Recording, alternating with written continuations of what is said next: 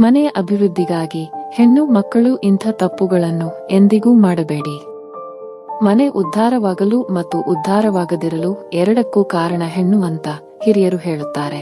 ಆದರೆ ಎಲ್ಲ ಸಲವೂ ಹೆಣ್ಣೇ ತಪ್ಪು ಮಾಡುತ್ತಾಳೆ ಎಂದಲ್ಲ.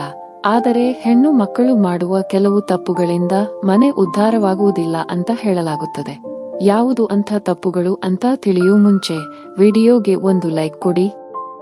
ಮೊದಲನೆಯ ಕೆಲಸ, ಅಡುಗೆ ಕೋಣೆಗೆ ಚಪ್ಪಲಿ ಹಾಕಿ ಹೋಗುವುದು. ನಮ್ಮ ಪೂರ್ವಜರು ಹೀಗೆ ಮಾಡುತ್ತಿರಲಿಲ್ಲ.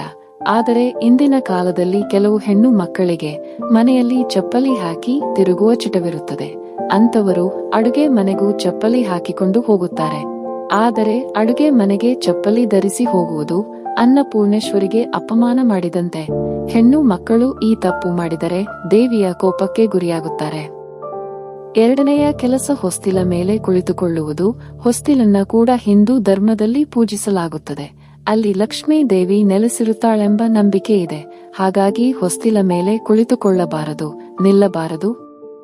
ಅದರಲ್ಲೂ ಸಂಜೆ ಹೊತ್ತಂತೂ ಹೊಸ್ತಿಲ ಮೇಲೆ ಕುಳಿತುಕೊಳ್ಳಲೇಬಾರದು. ಅಂತವರ ಮೇಲೆ ಲಕ್ಷ್ಮೀ ದೇವಿ ಎಂದಿಗೂ ಕೃಪೆ ತೋರಿಸುವುದಿಲ್ಲ. ಮೂರನೆಯ ಕೆಲಸ, ರಾತ್ರಿ ಪಾತ್ರೆ ತೊಳೆಯದಿರುವುದು. ಹೌದು, ರಾತ್ರಿ ಮಲಗುವ ಮುನ್ನ ಅಡುಗೆ ಪಾತ್ರೆ, ಉಂಡ ಬಟ್ಟಲು ಸೇರಿ ಎಲ್ಲ ಪಾತ್ರೆಗಳನ್ನು ತೊಳೆದು ಮಲಗಬೇಕು.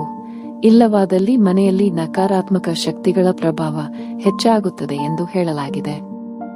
ನಾಲ್ಕನೆಯ ಕೆಲಸ, ಕಸಬರಿಗೆಯನ್ನು ಕಾಲಿನಿಂದ ಮುಟ್ಟುವುದು, ಒದೆಯುವುದು. ಈ ಕೆಲಸವನ್ನು ಎಂದಿಗೂ ಮಾಡಬಾರದು. ಕೆಲವರು ಕಸಬರಿಗೆಯನ್ನು ಕಾಲಿನಿಂದ ತುಳಿಯುತ್ತಾರೆ, ಸರಿಸುತ್ತಾರೆ. ಆದರೆ ಕಸಬರಿಗೆಗೆ ಕಾಲು ತಾಕಿಸಬಾರದು. ಏಕೆಂದರೆ ಕಸಬರಿಗೆ ಲಕ್ಷ್ಮೀ ದೇವಿಗೆ ಸಮ. ಅದು ನಮ್ಮ ಮನೆಯ ಧೂಳು, ಕಸವನ್ನು ತೆಗೆದು ಮನೆಯಲ್ಲಿ ಸಕಾರಾತ್ಮಕತೆ ಮೂಡಿಸುತ್ತದೆ. ಹಾಗಾಗಿ ಕಸಬರಿಗೆಯನ್ನು ಕಾಲಿನಿಂದ ತುಳಿಯಬಾರದು. ಇನ್ನು ಪ್ರತಿದಿನ ಸ್ನಾನ ಮಾಡದಿರುವುದು. ಹೌದು, ಹೆಣ್ಣು ಮಕ್ಕಳು ಬೆಳಿಗ್ಗೆ ಬೇಗ ಎದ್ದು ಸ್ನಾನ ಮಾಡಿ ಮನೆಯ ಮುಂದೆ ರಂಗೋಲಿ ಇಟ್ಟು ಪೂಜೆ ಆಚರಣೆ ಮಾಡಿದರೆ ಆ ಮನೆಯಲ್ಲಿ ಪಾಸಿಟಿವ್ ವಾತಾವರಣ ಇರುತ್ತದೆ. ಆದರೆ ಸ್ನಾನ ಮಾಡದೆ ದಿನವಿಡೀ ಟಿವಿ, ಮೊಬೈಲ್, ತಿನ್ನುವುದು, ಮಲಗುವುದು, ಬರೀ ಇದಷ್ಟೇ ಅವರ ಜೀವನ ಆಗಿದ್ದರೆ ಆ ಮನೆಯ ಏಳಿಗೆ ಆಗುವುದಿಲ್ಲ. ಮನೆ, ಮನಸ್ಸು ಎರಡೂ ಕೂಡ ಸ್ವಚ್ಛವಾಗಿರಬೇಕು.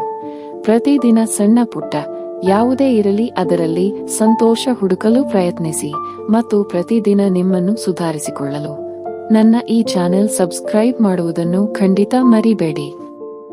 ಕೇಳಿದ್ದಕ್ಕಾಗಿ ಧನ್ಯವಾದಗಳು.